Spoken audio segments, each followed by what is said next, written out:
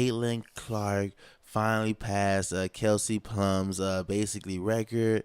She's now the third highest scorer in basketball history. Now she only has Anton Davis and Pete Pistol Maverick Pete. and Pistol Pete Maverick.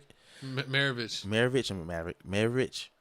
So I mean, hey, I mean, a lot of people have been I didn't know talking. Pistol Pete scored like that in college. I know he was a really good pro, and then he got sick and passed away early, so he didn't really get to live up to his potential. But I believe that's how he passed. Put in the comments below if I remembered that wrong. But yeah, I'm super surprised that he's like the go to college. I had no idea. I knew he was awesome. Like I even learned a handful of dribbling drills from some of his old videos from like the 80s. I would have thought it would have been like Tyler 70s. Hansbrough or something like that. Yeah, because he like played college like 5 years.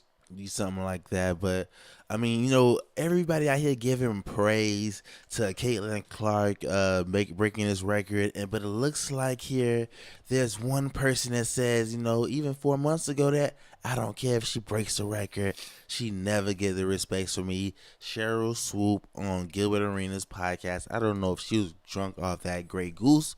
They be drinking on Gil's Arenas, so you never knew. Yeah, Cheryl Swoopes used to play for the Houston Comets. I believe they had a four-peat where they won 4 championships in a row. Mm-hmm. She was also one of the only female players to have a female pro shoe by Nike. And so she was like one of the first females in basketball to have her own pro model. Oh, damn. So she was like an awesome player.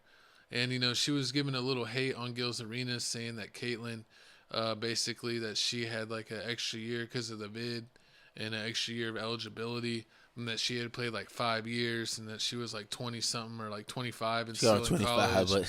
But when you actually looked at the stats, she said she shot like 40 shots a game. She shoots like 20 shots a game, so half of what you said. She's actually a 4-year true senior, so she's actually played the same amount of time, and she actually is beating the record of Kelsey Plum in less games. So for you to say that she's only beating this record because she got extra time, she actually did it in less games. So it looks like she just went off emotion and didn't have any facts to her hate speech. But everyone decided to fact check her for her. So everyone was like, why is this legend looking like a clown? And unfortunately, that's the way she looks right now. Exactly. Right. So we're going to play what Cheryl Swoopes said, and then we're going to come back and let you know what everybody else saying on the streets about this whole situation.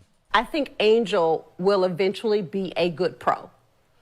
I don't think Angel will come into the league immediately and dominate the way people think she will. And I say that for people who have never watched a WNBA game. It's good. Like there's talent. Like these women can play. And because there are very few roster spots. Like it's a real job. So people look at new players coming in, whether that's out of college, players who've been overseas, and they look at that and say, oh, you trying to come take my job. Like, nah, it's not going to be that easy. So will Caitlin Clark be a good pro? Absolutely. Will Caitlin Clark come into the WNBA and do what she's doing right now? Immediately? Absolutely not. Not going to happen. Okay. Not on the right team? Not on the right team. I mean, it's like that the girl that we just talked about with Steph Curry, that Sabrina, that Senzu, or I'm sorry, I ever say her name. But like she was like that in college. She was like the first Caitlin Clark. Mm-hmm. And she was like that, and it's like she's still doing right now for the New York Liberty in the WNBA.